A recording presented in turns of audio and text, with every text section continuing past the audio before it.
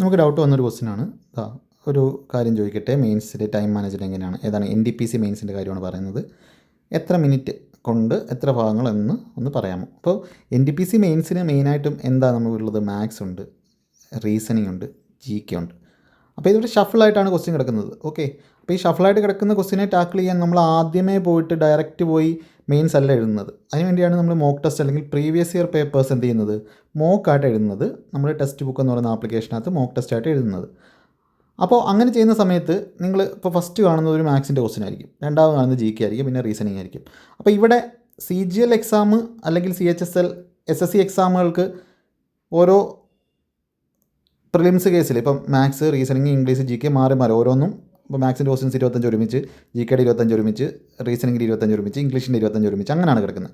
അപ്പോൾ അന്നേരം നമുക്ക് നോക്കി ചെയ്യാം. ആദ്യമേ നമുക്ക് ഇംഗ്ലീഷ് GK എന്നവർക്ക് GK ചെയ്യാം, പിന്നെ ഇംഗ്ലീഷ് ചെയ്യാം, പിന്നെ റീസണിങ് ചെയ്യാം, പിന്നെ മാത്സ് ചെയ്യാം. ഇവിടുത്തെ കേസ് എന്താ? ഇവിടെ എല്ലാം കൂടെ മിക്സ് ആയിട്ട് കിടക്കും. അപ്പോൾ മിക്സ് ആയിട്ട് എടുക്കുമ്പോൾ നമുക്ക് മാത്സ് മാത്രം തപ്പിപ്പിടിച്ച് ആദ്യം എത്ര ക്വസ്റ്റ്യൻ നമ്പർ എന്ന് എഴുതി വെച്ച്, റീസണിങ് മാത്രം തപ്പിപ്പിടിച്ച്, GK മാത്രം തപ്പിപ്പിടിച്ച്, അതിന് തന്നെ വേണം ഒരു 15 മിനിറ്റ്.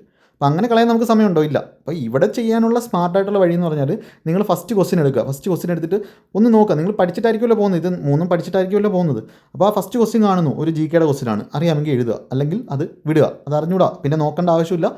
എന്ത് നോക്കിയിട്ടും കാര്യമില്ല. GK ക്വസ്റ്റ്യൻ ഒന്നും പിന്നെ മാർക്ക് ചെയ്തിട്ട് കാര്യമില്ലല്ലോ. അപ്പോൾ ഇത് വിടുക. രണ്ടാമത്തെ ക്വസ്റ്റ്യൻ എന്താണ്? ഒരു റീസണിങ് ആണെന്ന് വെച്ചോ. അപ്പോൾ റീസണിങ് നിങ്ങൾക്ക് ചെയ്യാൻ പറ്റുന്നത് നിങ്ങൾ കണ്ടിട്ടുള്ള ഫാസ്റ്റായിട്ട് 15-20 സെക്കൻഡ് പെട്ടെന്ന് പേന എടുക്കാതെ ചെയ്യുന്നതാണ് ഞാൻ എൻ്റെ ക്ലാസ് പഠിപ്പിക്കുന്നത്. അപ്പോൾ ആ ടൈപ്പ് നിങ്ങൾക്ക് ചെയ്യാൻ പറ്റും. പേന എടുക്കാതെ മാഗ്നമെൻ്റൽ മെത്തേഡ് നിങ്ങൾക്ക് അത് ചെയ്യാൻ പറ്റുമെന്നുണ്ടെങ്കിൽ നിങ്ങൾ എന്ത് ചെയ്യുക? അത് ഫാസ്റ്റായിട്ട് ചെയ്യാം, അത് വിടുക. അല്ലാന്നുണ്ടെങ്കിൽ നിങ്ങൾക്ക് നോക്കുമ്പോൾ മനസ്സിലാവും ഇതെനിക്ക് ചെയ്യാനറിയാം, പക്ഷേ സമയമെടുക്കും, 1 മിനിറ്റ് കൂടുതൽ എടുക്കും, ചിലപ്പോൾ സ്റ്റക്ക് ആവാൻ ചാൻസ് ഉണ്ടെന്നുള്ളത് മാർക്ക് ഫോർ റിവ്യൂ എന്ന് പറയുന്നത് അത് കൊടുക്കുക. അപ്പോൾ അത് അവിടെ വേറൊരു കളറിൽ കിടന്നോളൂ.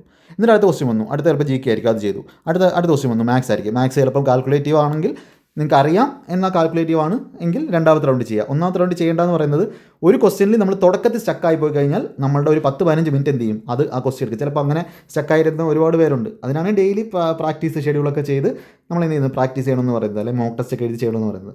നാലാമത്തെ ക്വസ്റ്റ്യൻ കാണുമ്പോൾ തന്നെ പേന എടുക്കാതെ ചെയ്യാം. ഇതിനകത്തൊക്കെ സൊല്യൂഷൻ കാണുമ്പോൾ നിങ്ങൾക്ക് മനസ്സിലാവും. പേന എടുക്കാതെ മൈൻഡിൽ തന്നെ നോക്കി ചെയ്യാമെന്നുള്ള ക്വസ്റ്റ്യൻ ആണെങ്കിൽ എന്ത് ചെയ്യാം? മാത്സ് അറ്റംപ്റ്റ് ചെയ്യാം.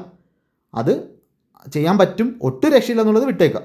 പിന്നെ അവിടെ കിടന്ന് ഇരിക്കേണ്ട കാര്യമില്ല, അടുത്ത ചെയ്യുക. അപ്പോൾ ആദ്യം നിങ്ങളുടെ ഉദ്ദേശം എന്ന് പറഞ്ഞാൽ എന്തായിരിക്കണം? എളുപ്പമുള്ളതെല്ലാം. അപ്പോൾ 100 ക്വസ്റ്റിനകത്ത് ഒരു 50+ എന്തായിരിക്കും എളുപ്പമായിരിക്കും, അല്ലെങ്കിൽ 60+ എളുപ്പമുള്ളതായിരിക്കും.